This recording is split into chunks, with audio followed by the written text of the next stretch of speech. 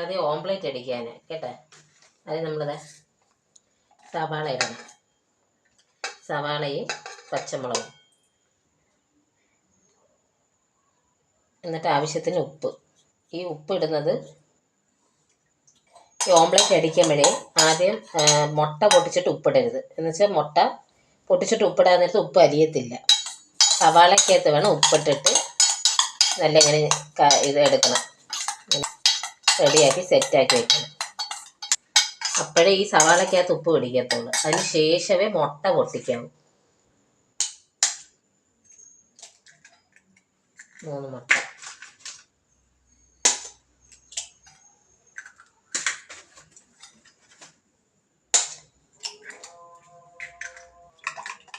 ചെറുതായിട്ട് ഇങ്ങനെ ബീറ്റ് ചെയ്യും.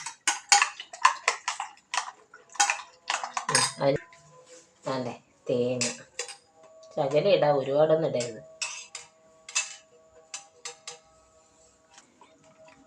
എന്നിട്ടിങ്ങനെ അടിക്കണം. കറിവേപ്പില എടുത്ത് ചെറുതായിട്ട് അരിയണം. വലുതായിട്ട് വേണമെങ്കിൽ ഇടുന്നെങ്കിൽ ഇടാം, അല്ലെങ്കിൽ ചെറുതായിട്ട് അരിഞ്ഞ് ഇട്ടാലും അത് എങ്ങനെയാണെന്ന് വെച്ചാൽ അവരുടെ ഇഷ്ടത്തിനനുസരിച്ച് കഴിക്കുന്നതനുസരിച്ചിരിക്കും.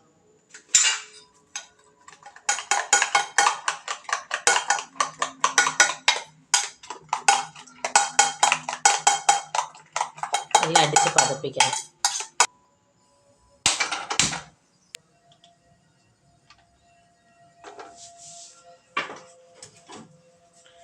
അതൊന്നും ഇടണ്ട, അങ്ങനെ കഴിക്കുന്നുണ്ട്. ആ മുട്ട പൊട്ടിക്കുന്നത്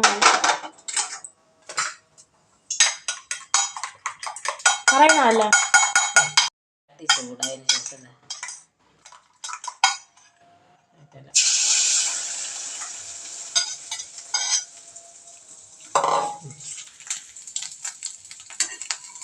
സൈഡൊക്കെ ഇങ്ങനെ കറക്കിയിട്ടില്ലെങ്കിൽ ഒക്കെ ഉള്ളത് ഇപ്പോൾ പൊട്ടി.